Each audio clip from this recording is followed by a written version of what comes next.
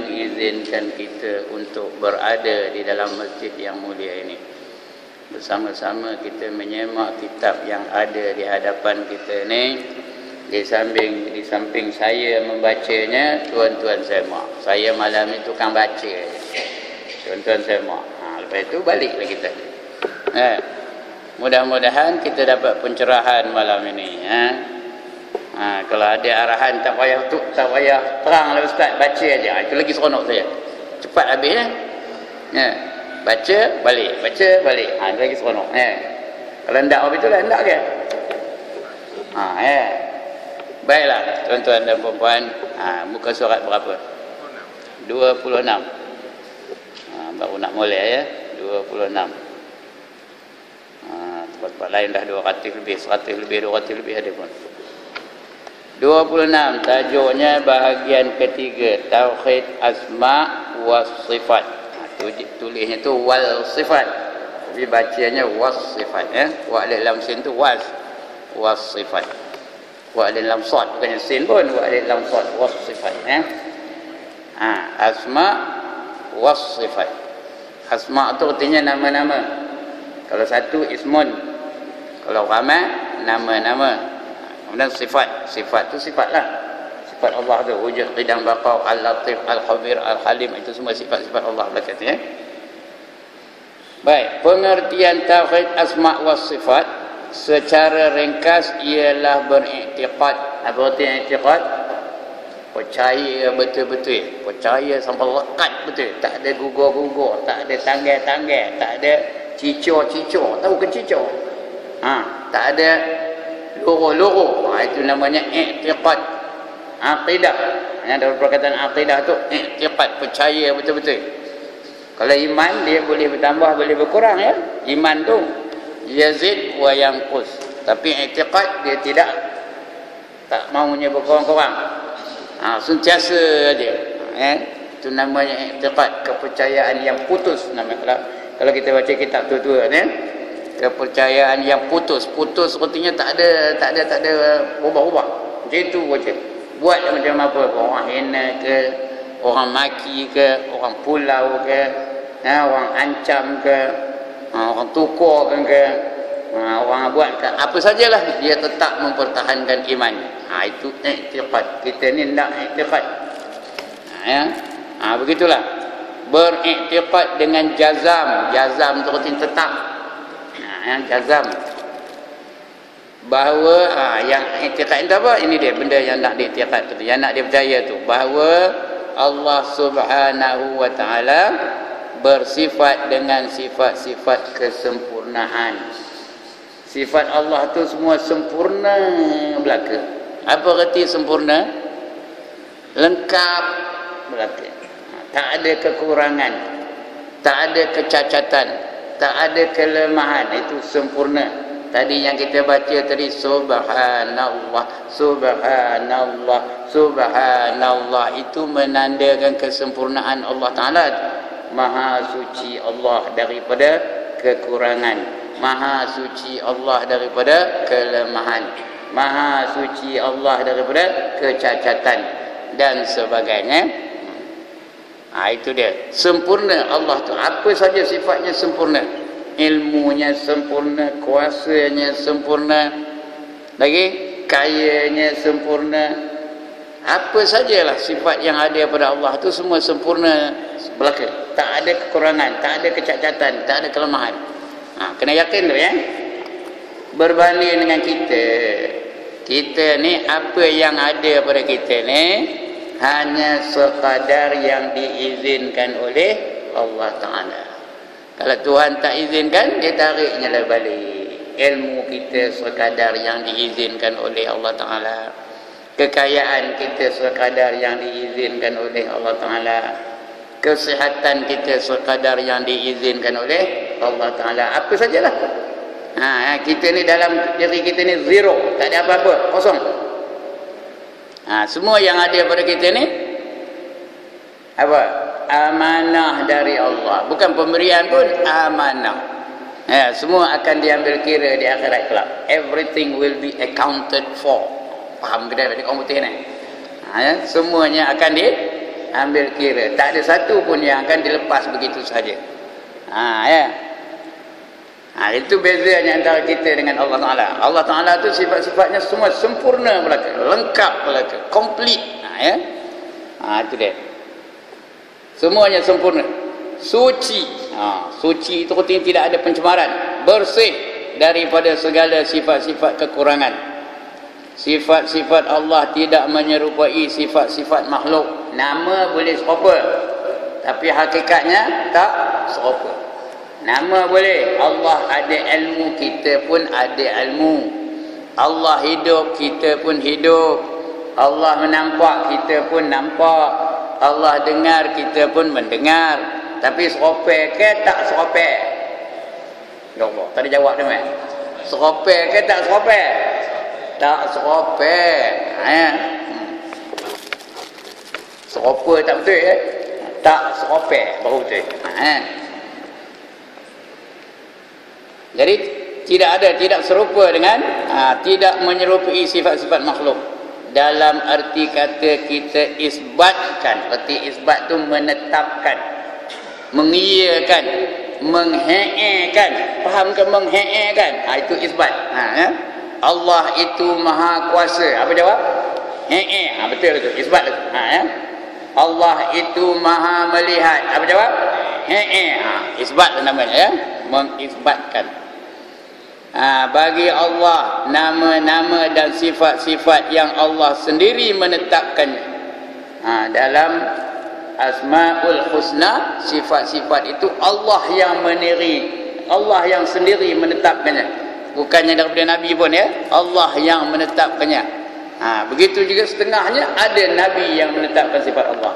Lain daripada itu jangan kita pandai-pandai mau nambah-nambah, mau bubuh-bubuh, mencipta-cipta sifat bagi Allah Ta'ala. Ya. Jadi nama-nama dan sifat-sifat yang Allah sendiri menetapkannya di dalam Al-Quranul Karim, bagi zatnya, dan Rasulullah SAW menetapkannya bagi Allah di dalam hadis tanpa mengubah lafaz. Kalimahnya pun tak berubah. Lafaz tu artinya kalimahnya, sebutannya tak berubah. Allah sebut Al-Latif, Al-Latif lah, jangan ada yang lain ya. Al-Qahar, Al-Qahar lah. Al-Mutakabbir, Al-Mutakabbir lah. Kita ikut lafaz yang ditetapkan oleh Allah dan juga Rasul. Dan juga pengertiannya tanpa mentaktilkan. Apa arti mentaktilkan? Itu dah kita baca dulu. Apa taktil, takrif, tasbih dan sebagainya. Mentaktil itu penting, tanpa mengengkarnya. Tak ada engkar ya. Bukan tolak, bukan pindah. Taktil itu penting. Dia berkata atola itu arti engkar. Tanpa mentaktilkan atau mengengkarinya. Umpama mengenepikan semua nama-nama Allah, semua itu tak pakai. Jangan, tak boleh. Mesti kita terima. Apa saja nama-nama yang ada dalam Quran kita terima. Kerana nama-nama Allah itu positif belaka, bagus belaka, baik belaka. Tapi bagi kita ada nama-nama itu yang tak baik bagi kita. Tapi bagi Allah semuanya baik. Mana dia nanti akan kita bicara insya-Allah ya. Tanpa mentaktilkan, yakni mengingkarinya. Umpama mengenepikan semua nama Allah, tak boleh. Jangan kita ketepikan nama-nama Allah itu. Terima semuanya. Atau sifat Allah, jangan kita mengenepikan sifat-sifat Allah itu. Kalau Allah kata Allah Maha Kuasa, kuasalah tu. Allah Maha Melihat, melihatlah tu. Allah Maha Mengetahui, mengetahuilah tu. Jangan kita memberi makna yang lain. Ataupun sebahagian daripadanya, tak boleh juga. Sikit pun tak boleh nak kita ubah suai nama-nama Allah tu. Maksudnya tanpa mentakyifkannya. Mentakyifkannya arti itu memberi kafiat, memberi cara, menentukan metod. Faham apa metod? Cara, takyif, kaifiat. Daripada perkataan kaifiat tu dapat perkataan takyif. Contohnya Allah jadikan Adam macam mana? Tak usah cari-cari. Macam mana Allah menjadikan Adam? Ambil tanah, tempur apa itu kan? Jangan cari-cari, tak suruh apa itu. Macam mana Allah menjadikan alam ni? Macam mana matahari itu tidak terbakar tangannya? Allah tu ada tangan kan? Itu jangan. Itu takyif namanya. Jangan dicari-cari. Cukup kita yakin Allah menjadikan alam ini. Sudah tu. Jangan banyak songeh. Tahu banyak songeh? Banyak benar tanyanya. Macam mana? Betul, ngapa? Begitu ke hukum-hukum Allah ni, jangan kita banyak songeh tanya sangat. Kerana tak disuruh pun. Ngapa semayang tu 5 waktu? Patutnya lebih dah 5 waktu ataupun korang lah, seminggu sekali udahlah. Jangan tanya, terima saja. Sami'na wa ata'na. Itu dalam mengaji akidah nak apa itu, ya? Sami'na wa ata'na. Ngapa pula naik haji tu ke Mekah? Apa salahnya digilir kan? Tahun ini Mekah, tahun depan London, tahun lagi satu Washington, tahun lagi satu Batu Gajah. Apa salah? Jangan banyak songeh. Itu dia. Itu kaifiatnya, tanpa mentakyifkannya atau menetapkan kaifiat dengan menentukan hakikatnya dan menetapkan cara-cara tertentu bagi Allah, tanpa menyerupakan sifat-sifat Allah dengan sifat-sifat makhluk. Jangan disamakan sifat-sifat Allah dengan sifat-sifat makhluk. Namanya boleh, sebutannya boleh, tapi hakikatnya tak boleh. Tak boleh menyamakan sifat-sifat Allah dengan sifat-sifat makhluk. Ya, ilmu Allah dengan ilmu makhluk serupa ke? Tak serupa. Kuasa Allah dengan kuasa makhluk serupa ke? Pandangan Allah dengan pandangan makhluk sama ke? Tak sama, lain. Allah dia memandang bukan dengan mata. Kita memandang dengan mata. Nak ada mata baru nampak. Kalau tak ada mata tak nampak. Udah ada mata tu pula nak ada cahaya. Kalau tak ada cahaya, kalau gelap tak nampak juga. Kemudian mata tu pula mesti berfungsi dengan baik. Nak ada kanta. Tahu ada kanta? Bukan buah kanta. Kanta mata tu, yang hitam tu baru nampak, ya. Itu pun jangan ada selaput. Kalau ada selaput, itu yang apa tak nampak tu. Itu yang samar-samar aja tu. Itu yang tak cukup umur 50 dah pakai tulang mata. Tulang mata satu, mana tulang mata lagi? 2. Lagi mana? Tulang mata belakang. Maksud apa? Pasal matanya tu tak sempurna. Tak sempurna pandangannya. Allah melihat bukan dengan mata. Allah tidak memerlukan apa-apa alat untuk melihat. Itu bezanya penglihatan Allah dengan penglihatan makhluk. Dia tak payah alat, nampak aja.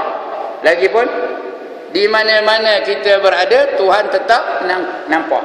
Tak ada mana tempat pun Tuhan tak nampak. Sebab itu ada orang wali Allah kata, kalau kamu nak buat dosa, buatlah. Nak buat maksiat, buatlah. Tak apa, tak ada berdosa. Nak berzina, tak berdosa.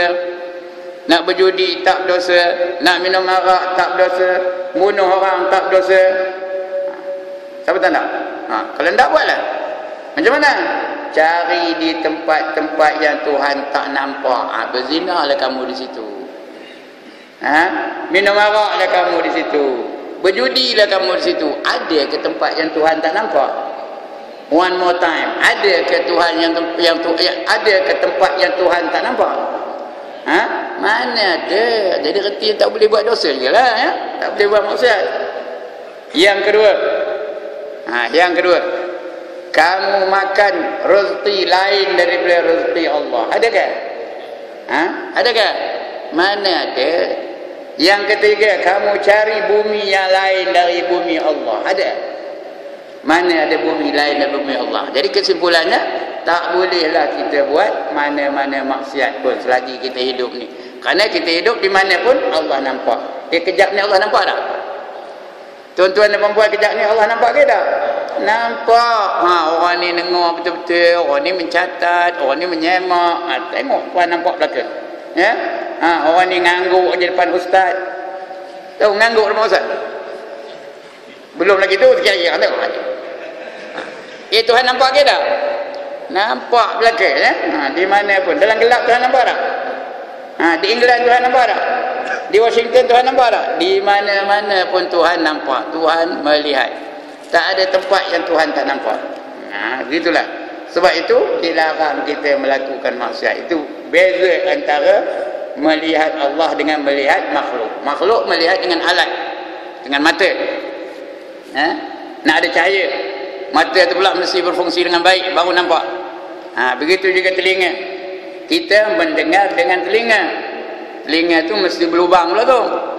Kalau tak ada lubang macam mana nak masuk apa nama? Nak masuk suara? Dengan telinga. Kalau tak ada telinga tak dengar, itu makhluk. Tapi Allah mendengar bukan dengan telinga. Sifatnya mendengar. Dia tidak perlu kepada alat, tak perlu kepada perkakas, tak perlu kepada apa-apa untuk mendengar. Lagipun pendengaran kita dengan pendengaran Allah serupa kan? Bayangkan tuan-tuan, puan-puan, masa saya bercakap ni, ada tak orang lain bercakap dalam dunia ni? Ada ke tak? Saya bercakap ni dengan tuan-tuan. Orang lain ada tak bercakap di luar sana? Di Batu Gajah ada tak? Motor kata kedai ada tak ada bercakap? Di luar Batu Gajah ada tak? Di Pusing ada tak? Di Kuala Lumpur ada tak? Di London ada tak? Di Mekah ada tak? Bayangkan semua sekali itu bercakap belaka. Tuhan dengar dengan jelas, Tuhan faham dengan jelas. Kita kalau kejap ni saya bercakap, tuan-tuan pun bercakap, tahu ke apa biji buah cakap saya? Tuan-tuan semua bercakap belaka. Saya pun cakap dia ngajar bila. Tahu ke apa isi pengajaran saya? Langsung tak tahu. Tapi kalau Allah tengah cakap-cakap ramai-ramai tu ada seorang ngumpat. Tuhan dengar tak? Dengar. Faham tak Tuhan? Faham. Itu beza pendengaran kita dengan pendengaran Allah Ta'ala. Siapa ngaji wujud qidam baqah tahu lah tu. Penerangannya mesti ada kau itu.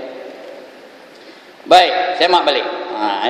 Tanpa mentakyifkan, menetapkan kaifiatnya dengan menentukan hakikatnya dan menetapkan cara-cara tertentu bagi Allah. Jangan cari-cari, jangan selidik cara Allah membuat sesuatu, menjalankan satu perintah tu. Terserah kepada Allah.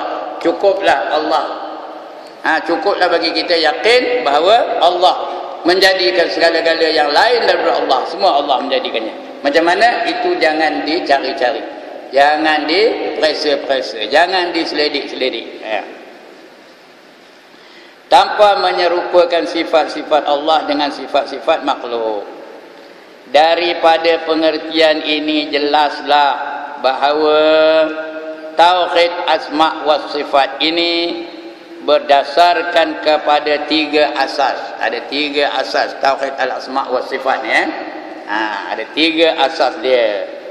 Siapa yang menyeleweng daripada asas ini sudah tentu ia tidak mentauhidkan Allah di segi asma', di segi nama dan sifat-sifat.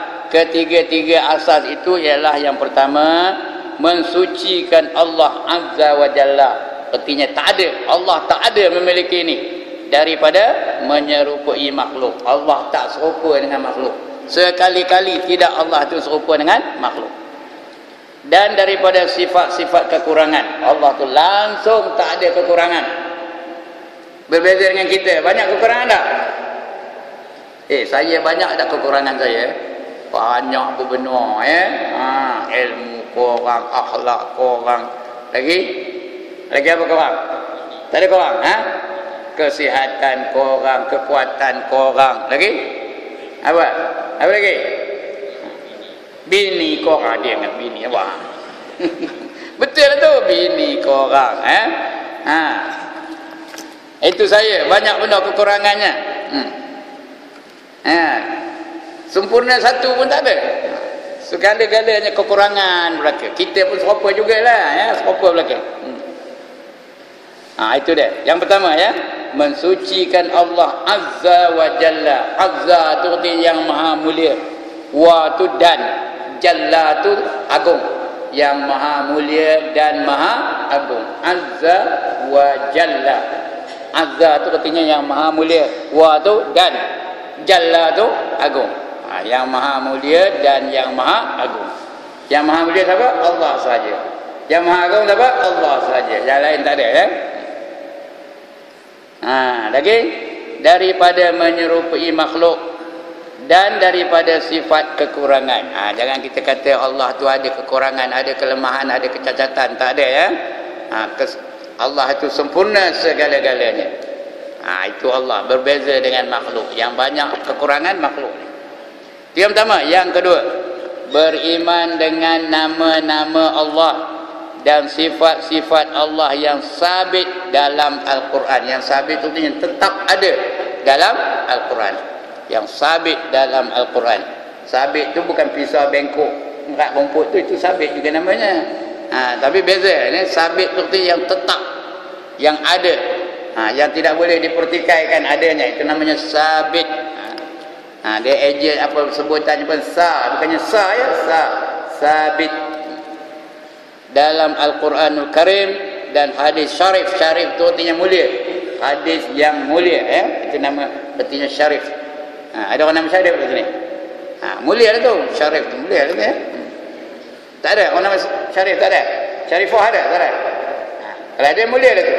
Syarif, syarifah. Syarifah perempuan, syarif lelaki. Tanpa mengurang, jangan dikurangkan ya sifat-sifat Allah tu. Mengubah tak boleh, modify tak boleh.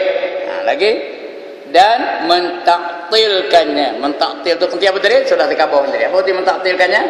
Mengingkari tanpa dia menolak 100%. Korang pun tak boleh, ubah suai pun tak boleh, tolak pun tak boleh. Kita kena terima seadanya. Whatever is there, you have got to accept. Faham-faham idak-idak lah. Tak faham kenapa tak ngaji seorang putih kemarin.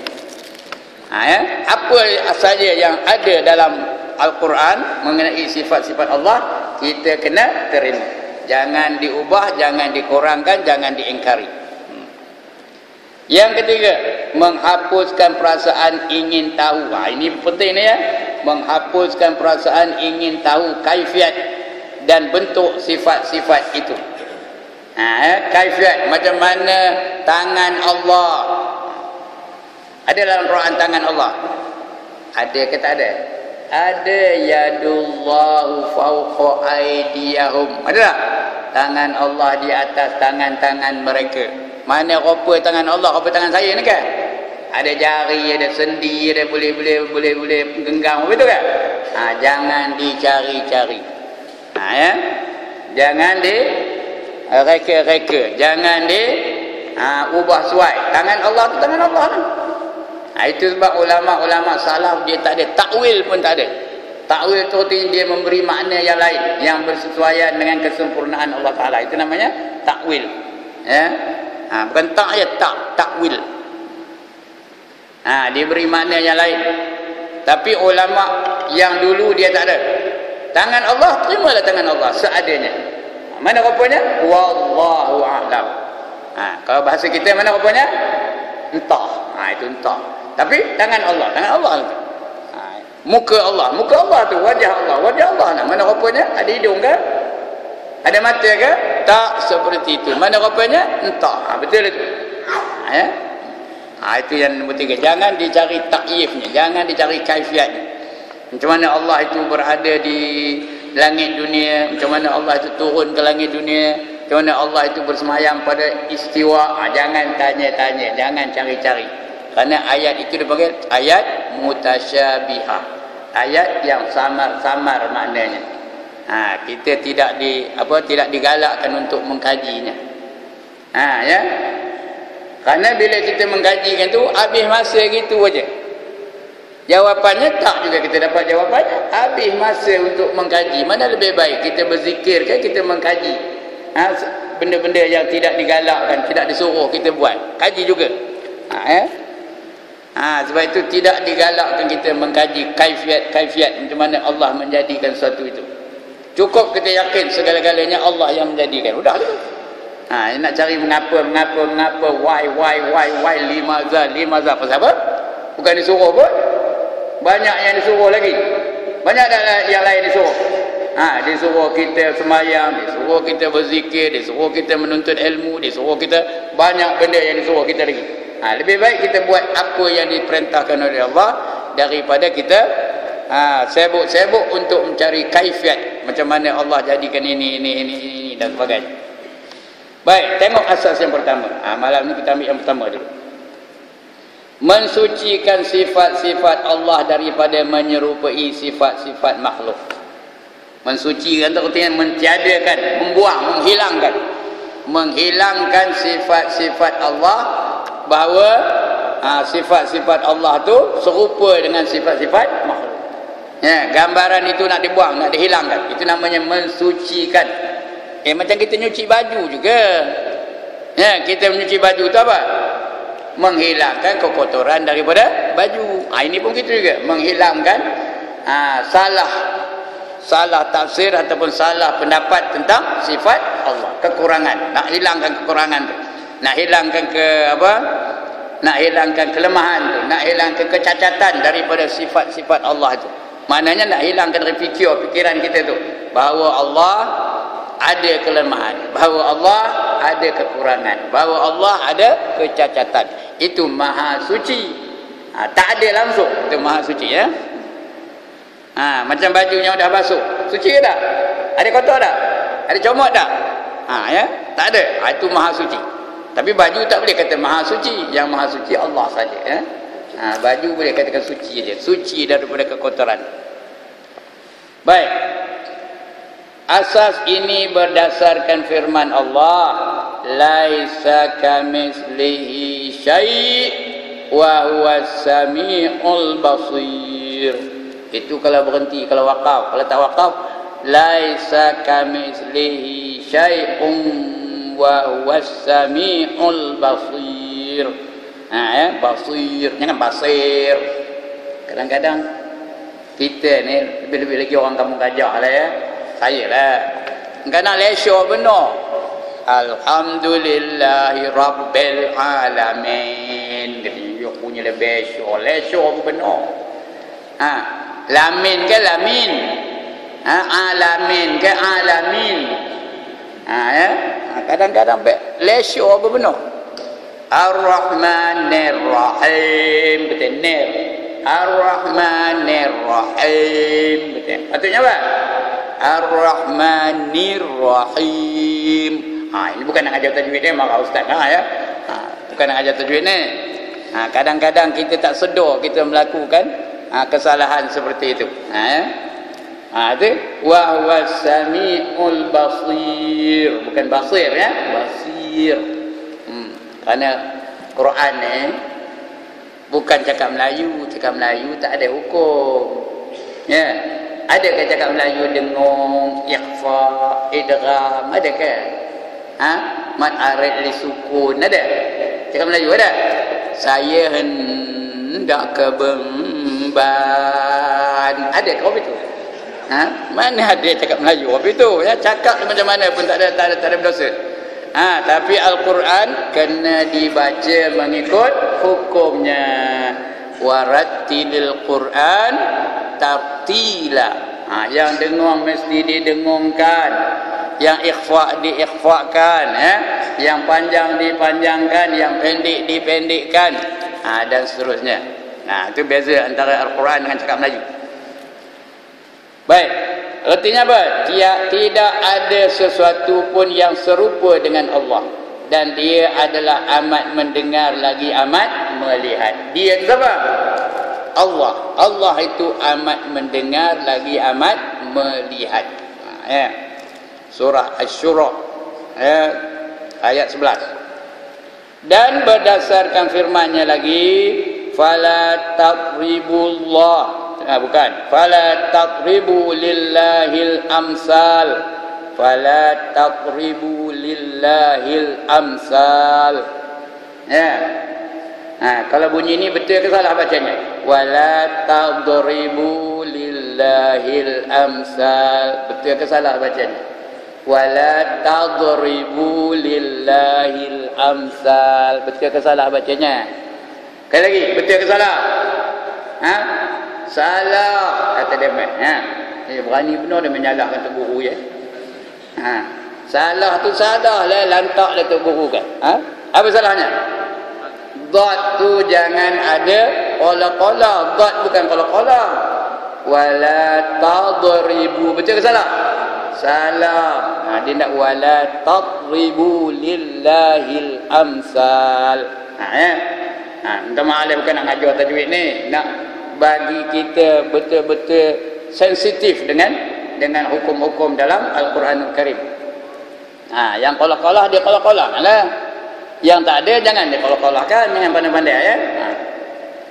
maka janganlah kamu mengada-ngadakan sekutu-sekutu bagi Allah. Mana sekutu tu apa? Sesuatu yang menyerupai Allah. Orang yang menyerupakan makhluk dengan Allah, orang itu telah melakukan perbuatan apa? Perbuatan syirik. Syirik Allah tak ampunkan langsung dosa-dosa syirik. No way Allah akan ampunkan dosa syirik. Tahu? Innallaha la yaghfiru an yushraka bih. Sesungguhnya Allah bahawa saya tidak akan mengampunkan dosa-dosa syirik. Lain daripada syirik boleh Allah ampunkan. Walau setinggi mana pun, walau sebanyak mana pun, kecuali dosa syirik. Syirik tak diampunkan oleh Allah Taala. Kemudian Imam Qurtubi rahimahullah taala di dalam mentafsirkan ayat ini, ayat apa tadi? Fala tadribu lillahil amsal tadi mentafsirkan ayat ini mengatakan yang mesti kita i'tiqad dalam hal ini ialah Allah yang mempunyai nama-nama yang mulia. Itu mesti ada i'tiqad, kita percaya betul-betul, tanpa syak, tanpa zon, tanpa waham, itu nama yakin betul-betul. I'tiqad dalam hal ini ialah Allah yang mempunyai nama-nama yang mulia dan sifat-sifat yang maha tinggi, tidak serupa sama sekali dengan makhluk. Jadi sifat makhluk dengan sifat Allah tak serupa, sikit pun tak ada serupa. Cuma pada nama, kalau tak ada nama lain. Allah ada ilmu, makhluk pun ada ilmu, tapi hakikatnya lain ilmu Allah dengan ilmu makhluk. Allah berkuasa, makhluk pun ada yang berkuasa, tapi serupa ke kuasa Allah dengan kuasa makhluk? Tak sama. Allah mendengar, makhluk pun mendengar, tapi serupa ke mendengar Allah dengan mendengarnya makhluk? Tak serupa. Itu dia, kenapa? Dari segi Allah semuanya positif belaka, semua yang bagus belaka. Sebab itu nama-nama Allah yang 99 itu dipanggil apa? Al-Asmaul Husna. Nama-nama yang molek-molek, nama-nama yang baik-baik. Tak ada satu pun yang tak baik nama Allah. Tapi kalau kita nak memiliki nama itu, ada yang baik, ada yang tak baik.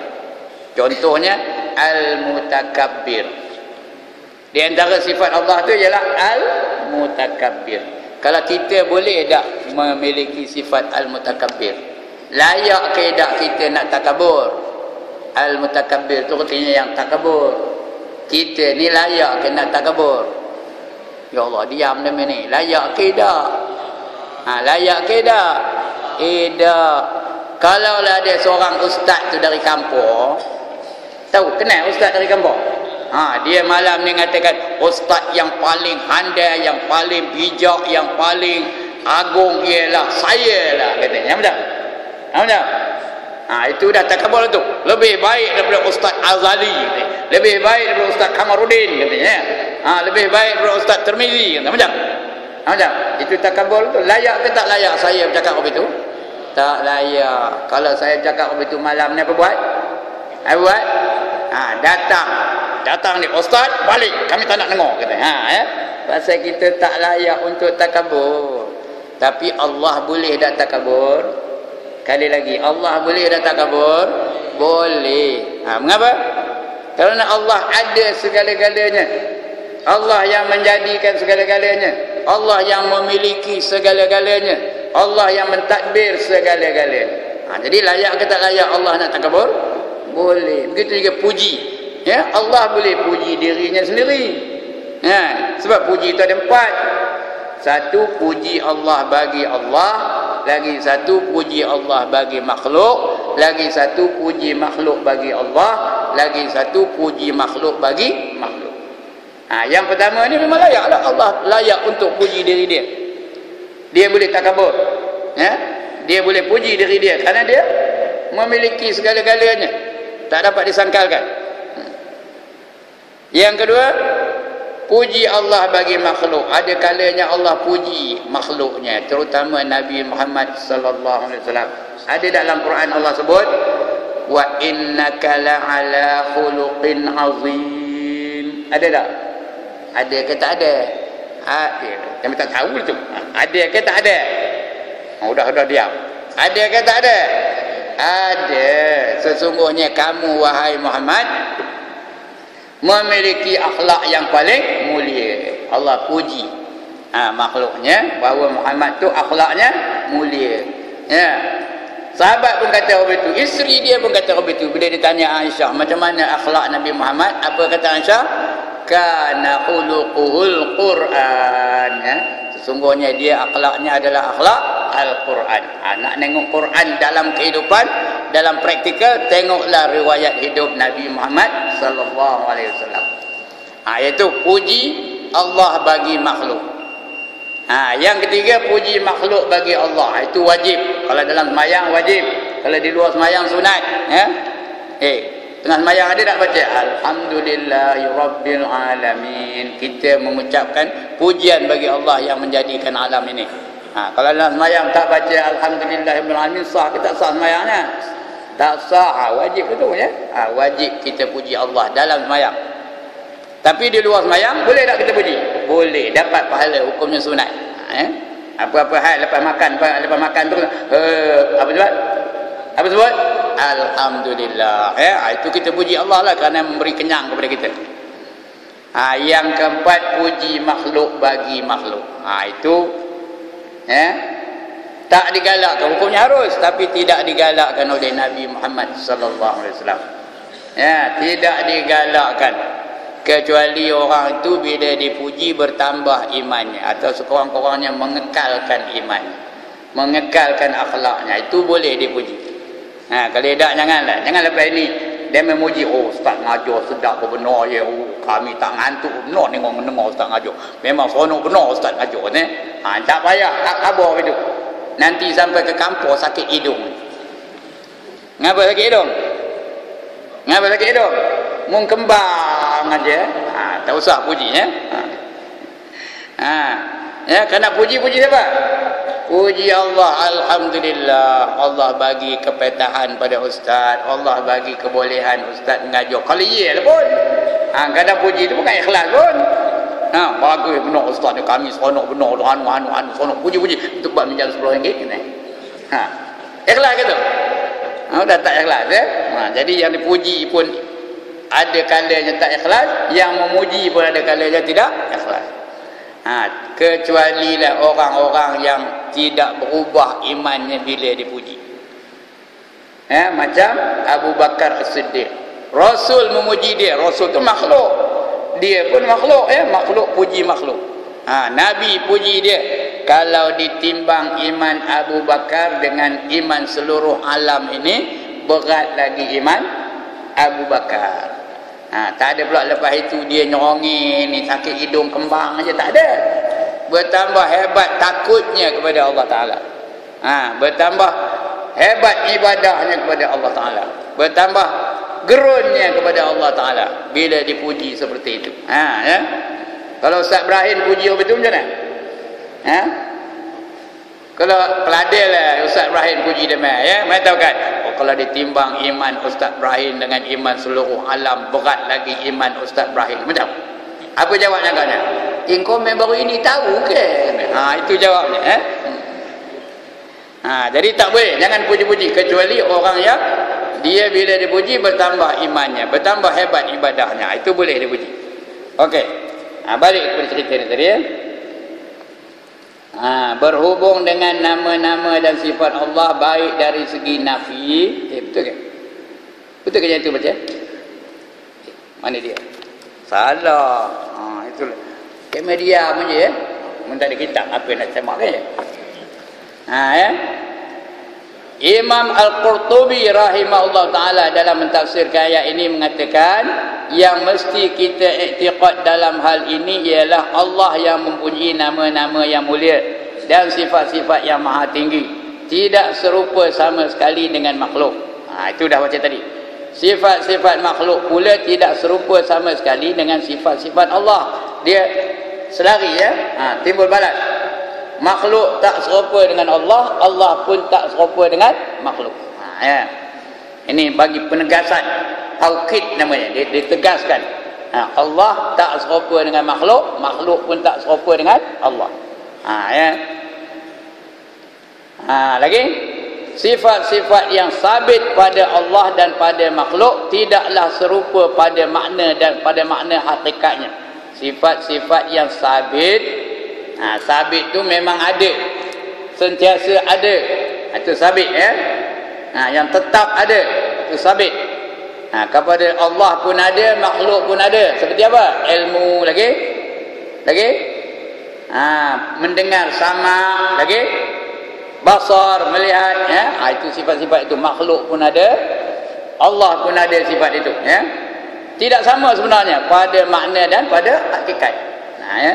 Kerana kita mendengar dengan telinga, kita melihat dengan mata, kita hidup dengan nyawa.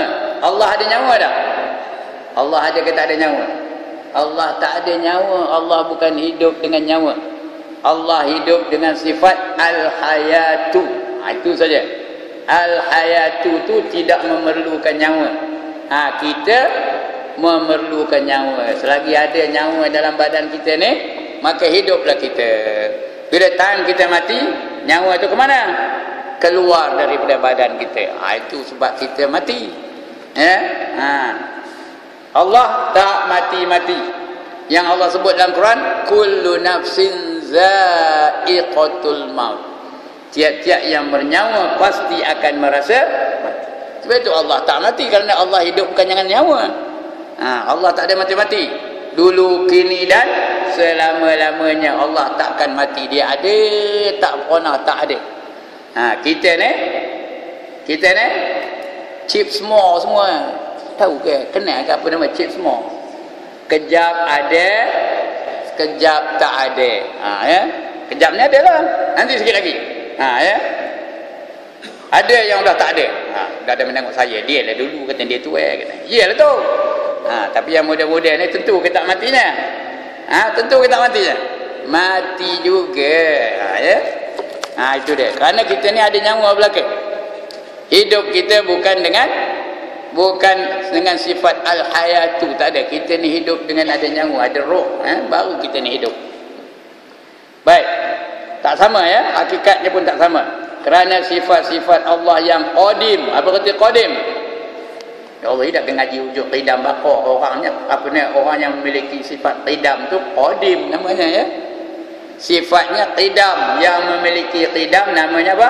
Qadim. Tak faham ke ni? Ya Allah, tak faham lagi. Dia sedang menyanyi, perbuatannya menyanyi. Dia adalah seorang penyanyi dari segi bahasa aja. Ya. Dia sedang sakit di hospital. Dia adalah seorang pesakit. Tak faham lagi? Aku tak faham dia benar-benar pun.